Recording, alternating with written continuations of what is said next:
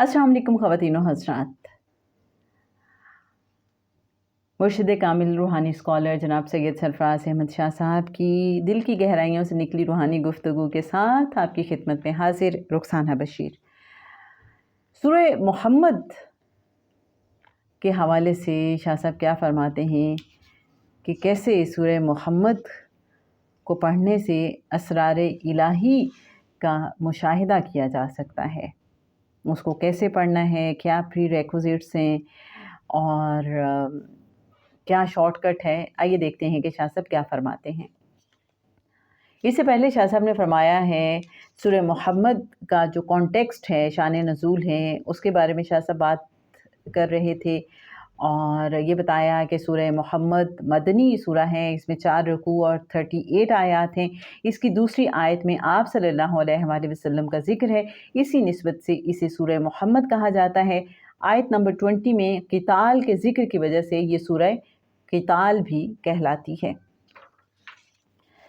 शाह साहब फिर पेज 180 पर इसी हवाले से फरमाते हैं कि सूरह मोहम्मद की फ़जीलत का एक और रुख भी है। हम में से सभी लोग असरार इलाही के मुशाहिदे और सैर के लिए बेहद मुश्ताक रहते हैं और चाहते हैं कि बग़ैर किसी मेहनत और तरद्दुद के कोई शॉर्टकट अपना कर वो मकाम हासिल कर लें कि जहाँ असरार इलाही का मुशाहिदा हो सके।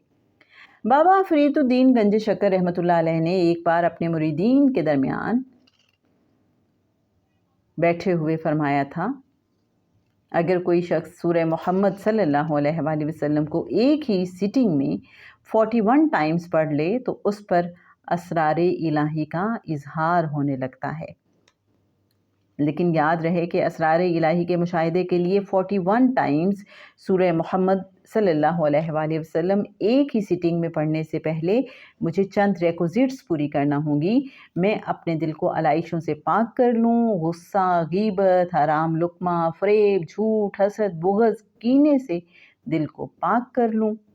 इन अलाइशों को दिल से निकालने का आसान तरीका जो मैंने एक्सपीरियंस किया वो ये है कि अगर कोई शख्स मुझे बुरा भला कह दे, मेरी ज़ात पर तोहमतें लगाए, साजिशें करे, प्रोपोगंडा करे, तो बजाय उसे बुरा समझने और कहने के, अगर मैं दिल को समझा लूँ कि वो भी इंसान है, हर इंसान की तरह उससे भी कोताही हो गई, मैं भी तो सुबह से शाम तक ऐसी कितनी कोताहियाँ और गलतियाँ करता हूँ, इसलिए उसे माफ़ कर दूँ। अगर माफ़ करने के बाद भी उसके ख़िलाफ़ दिल में कोई ख़याल उभरे तो मैं ला हौला वला कुव्वता इल्ला बिल्लाह पढ़ूँ और ख़ुद को समझाऊँ कि जब किसी को माफ़ कर दिया जाए तो फिर उसके बारे में कोई वसवसा या पछतावा नहीं रखना चाहिए।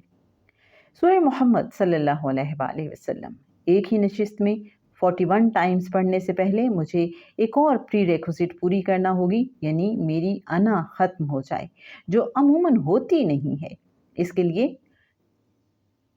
हरकुलियन एफर्ट की ज़रूरत होती है, पहाड़ जैसी कोशिश करना पड़ती है। जनाब दाता गंज बख्श रहमतुल्लाह अलैह ने इसका बड़ा कारगर और आसान तरीका बताया है। अगर मुमकिन हो तो मैं दाता साहब का वो फरमान हम वक्त याद रखूं, फ़कीर पर लाजिम है कि वो दूसरों की खिदमत इस तरह करे कि उससे खिदमत लेने वाले ये समझें कि वो ये खिदमत लेकर फ़कीर पर एहसान कर रहे हैं।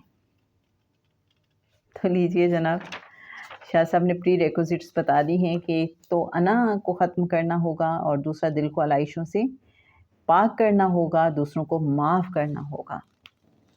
अगर ये प्री रेक्विजिट्स पूरी हो जाएं तो फिर एक ही सिटिंग में 41 टाइम्स सूरह मोहम्मद पढ़ने से असरार इलाही का मुशाहिदा मुमकिन है।